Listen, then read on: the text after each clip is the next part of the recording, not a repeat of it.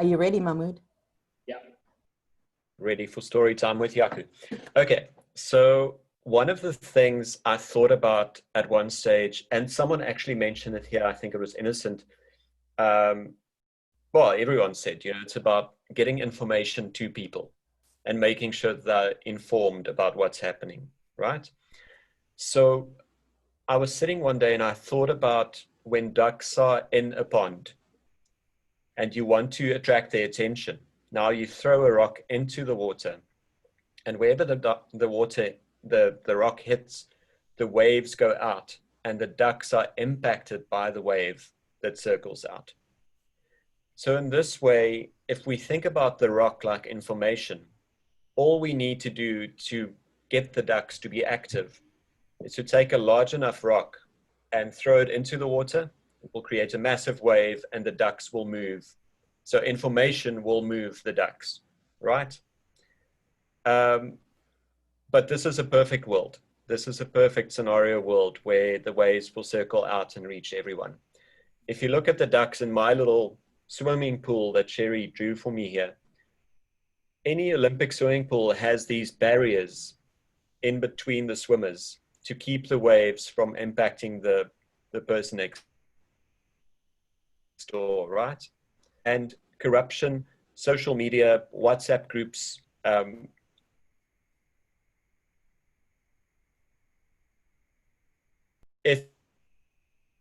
ethnicity, race, and ducks that keeps information from circling out and reaching all the other ducks.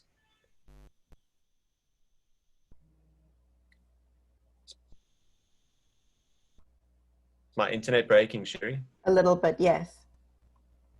Okay, let me stop my video. So in this video, you can see a perfect world where all the ducks are impacted by the information and they move and they work and it's awesome. But if you scroll back up, if you can go to the top one, Sherry. Like I said earlier, here we have ducks that are in a pool where there are definite barriers between them. So all of these little ducks are in their swimming lanes. However big the information that you throw into the water, it won't circle out to the other ducks. It will only impact the duck that is in that particular lane. So what often happens now is we think we reach people by sending them more and more information, tell them about what's happening, information. But all we're doing is we are making very large waves for one poor duck that is sitting in a swimming lane, and the other ducks are not impacted at all. So, Sherry, we can go down again.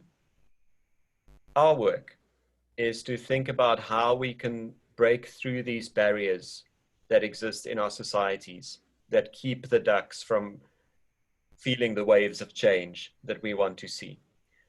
And when I actually thought about this, when you are in your little lane, you don't even notice who is living in the swimming pool with you. There could be Egyptian geese with these ducks. They are very protective, good security, but the poor duck isn't aware of the fact that there might be a family of geese in another lane. In starting to make people aware that there are agents in other lanes than them, we are able to start breaking through these barriers. And in this, we build unlikely networks. And I think someone actually spoke about that it's working with everyone, not just those people that we like or those people that do the same work as us. Often we have to work with a family of geese to actually turn the swimming pool into the swimming pool that we like to see. So when we speak about networks, a big component of that is not just to find the people that do the same work that we do, or that do the good, the angle that we take work from. It's about finding all of those people that can help us turn the swimming pool into the pool that we want to see, if that makes sense. I wonder if we could pause here for just a minute or two to see if there are any questions. We're almost at the end of the short time we have together, but I'd love to just hear if there are any questions. Great. Got a comment, by the way. Go for it.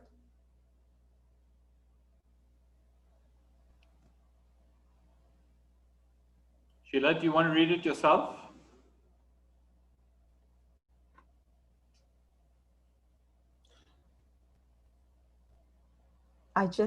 So Sheila, I'm just going to read your comment out. So Sheila says the ducks in a pond illustration is amazing and that it's a great lesson.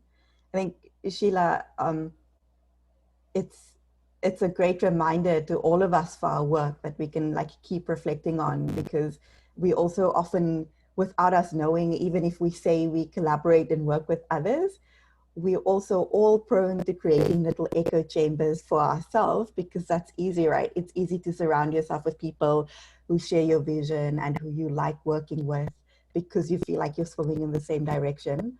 And in that, we can collaborate with actually like a narrow stream of people. It might feel like a big collective, but if we're all thinking the same way, and if we have similar audiences, then we've actually just created an Olympic swimming pool for ourselves without doing that intentionally.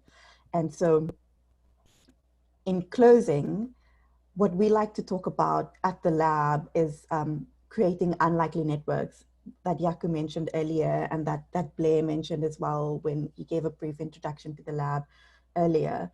We continuously challenge ourselves to think about bringing actors together who wouldn't necessarily have been working on accountability challenges together, because that's how we believe we can create the pond that we ultimately need, where the ducks' little circles are actually intersecting with each other and where we are amplifying messages that way. Because with the barriers, with the swimming pool, the message only spreads so far. It really only spreads much further when our circles connect. And our circles only connect and reach more people if they are entirely new audiences. And so when we say we want to create unlikely networks, it's really bringing actors together, especially through the Accountability Incubator, who are unlikely to have worked together before. So for example, one sort of anecdote that I like to use is we have in Liberia this guy called Mr. Kama. If you look at the screen, he's the one in the top middle with the standing in front of the blue door. He's a former policeman who came into the Accountability Incubator with this brilliant idea for creating groups of community mediators, because access to justice is so low. There are so many costs and prohibiting factors and red tape and corruption that prevent ordinary community members from accessing justice for things like a loan that isn't repaid, or a family dispute, or someone passes away and there are costs to be carried and dispersed throughout the family, for example. These barriers for accessing justice are just so incredibly high. And so he had created a network of people who are trained mediators who can take on situations that don't necessarily need the formal justice system, but where people just need someone with a bit of training who they can talk to and work through their challenge together in the community. But when he started this project, there wasn't a whole lot of awareness around it. Right, and so one of the ways, once he got funding, to build greater awareness, to bring people to these little mediation centers that he'd established, was to create jingles, like radio jingles and little radio snippets to be aired out on community radio to make people aware that the service is available, it's free of charge, you can come in and speak to a trained mediator to help you work through that challenge. And actually the guy who's on your far right at the top with the gold sunglasses, he's a guy called Amaze, who he's also was one of our entrepreneurs in Liberia, and is a well-known rapper who's done a lot of work around socially conscious music. But at some stage, Amaze and Mr. Kama actually partnered up around these radio jingles, because that way you could get young people and community members who wouldn't be aware of this mediation service to hear about it and to visit the mediation centers and to access justice without going through the bureaucratic red tape and without all of these barriers that previously kept them from dissolving disputes, which ultimately led to growing frustration and even violence in these communities. So at the lab, this for me is one of those stories where we can bring people together, a guy who's a mediator and a guy who's a rapper, who speak to different audiences, but ultimately could grow their audience together and get people access to a service. And so we hope that through your joining the Accountability Incubator, we are not only creating a space for the 10 of you to think through your accountability challenges and to learn from each other, but we really do want to invite you into the bigger Accountability Lab network and these creative people and the variety of actors we bring into spaces across the world, so that you can also start forming new unlikely networks that create the pond that we hope to see. So we mentioned at the beginning that this was a very brief introductory session to how we hope this accountability will play a role in the incubator throughout. And this conversation will definitely continue between the 10 of you as you work on your little assignment going forward. And Jaco and I are also available as a resource, so don't hesitate to reach out at any stage through Mahmoud or to us directly. We're happy to share our details as well with you guys, and we hope to continue the conversation. Jaco, any thoughts from you? Well, I think that's just one final thing. Thanks for, sorry, my internet went again. Thank you for giving us the opportunity to just talk a bit with you today and for sharing your thoughts, because that's where the real power lies.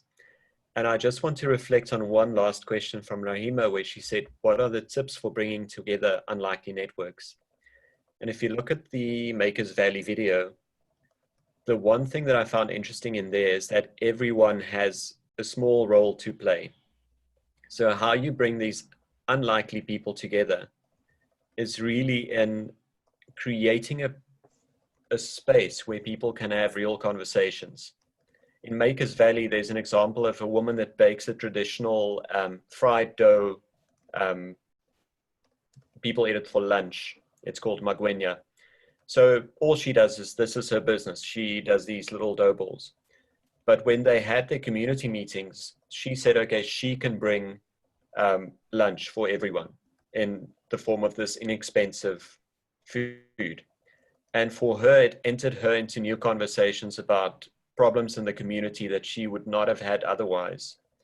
So how you bring unlikely people together, it's a long process. It's a thought process, but it is quite powerful when you start bringing people into conversations that often see themselves as outside of that.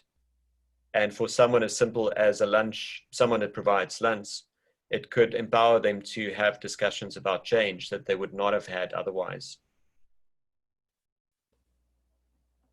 Thanks, Jaco. With that, Mahmoud, we're handing back over to you. I think we have